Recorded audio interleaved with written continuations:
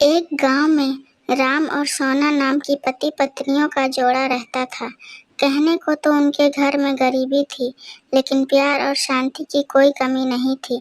दोनों पति पत्नी हमेशा एक दूसरे को प्यार करते और हमेशा एक दूसरे को हिम्मत देते थे। राम बाहर के सभी कामों को समेटता था और सोना घर गृहस्थी का सारा काम बड़ी कुशलता से पूरा कर लेती थी। राम एक छोटी सी नौकरी करता था जिससे उनके परिवार का गुजारा हो पाता था। एक दिन राम अपने काम पर से वापस लौटता है और सोना को अपनी सालगिरह पर एक तोहफा भेंट करता है। जब सोना उस तोहफे को खोलती है तो उसमें से एक स्त्री बाहर आती है। सोना कहती है, सालगिरह पर भी कोई किसी को ये स्त्री देता है क्या? आप भी ना। जवाब में राम कहता है, देखना यह स्त्री तुम्हारे काम को बहुत आसान करेगी और वैसे भी मैं अब एक नए काम पर शिफ्ट हो रहा हूँ, तो वहाँ पर अच्छे अच्छे लोग आसपास रहेंगे, तो इससे मेरी कपड़ों पर इस्त्री भी हो जाएगी, तो मेरे कपड़े भी अच्छे लगेंगे। इसी तरह उनका समय व्यतीत होता रहा। लेकिन कहते हैं ना, समय एक जैसा कभी नहीं होता, कभी दुख तो कभी सुख चलता रहता है।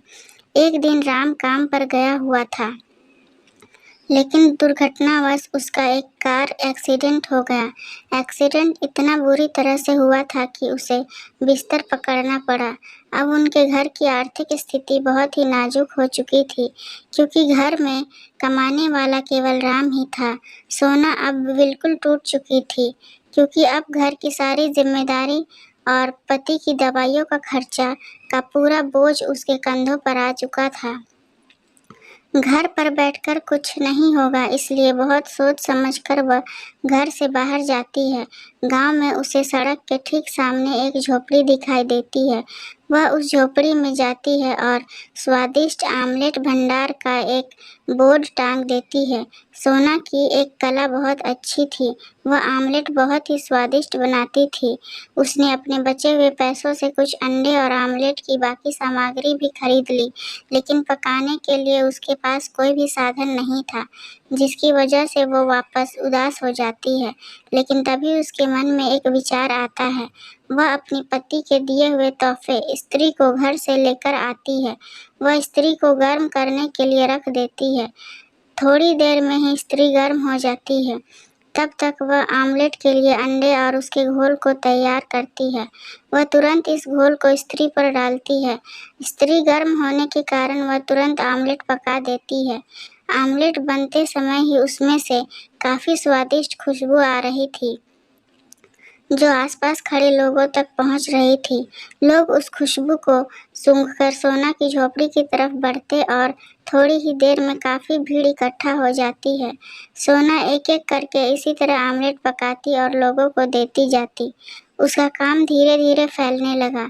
लोग आमलेट खाते और अपने दोस्त रिश्तेदारों को भी बताते, जिससे और भी ज़्यादा लोग सोना की झोपड़ी तक पहुंच पाते। धीरे धीरे उसका व्यवसाय बढ़ता गया और उसने एक बड़ा सा ढाबा भी खोल लिया। अच्छी स्वादिष्ट आमलेट के किस्से अब अखबारों पर भी छपने लगे। अब सोना के पास काफ़ी पैसे थे। धीरे धीरे उनकी आर्थिक स्थिति भी सुधरती गई और उसने अपने पति का भी ठीक से इलाज करवाया।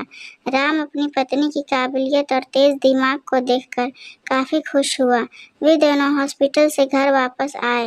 राम अब बिल्कुल ठीक था, तो वह वापस अपने काम पर जाने लगा। कुछ दिनों बाद उन दोनों की दूसरी सालगिरह भी आ गई।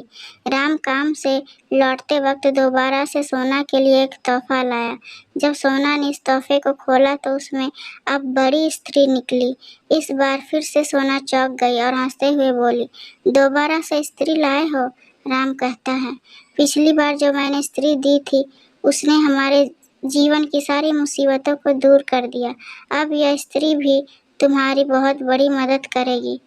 और दोनों हंसने लगते हैं। इस तरह अब उनके परिवार से मुसीबतों के सारे बादल छट जाते हैं और वे खुशी खुशी अपना जीवन व्यतीत करने लगते हैं। अगर ये छोटी सी कहानी पसंद आए तो लाइक, कमेंट और शेयर करें। चैनल पर नए हैं तो सब्सक्राइब करें। इस कहानी को सुनने के लिए बहुत बहुत धन्यवाद।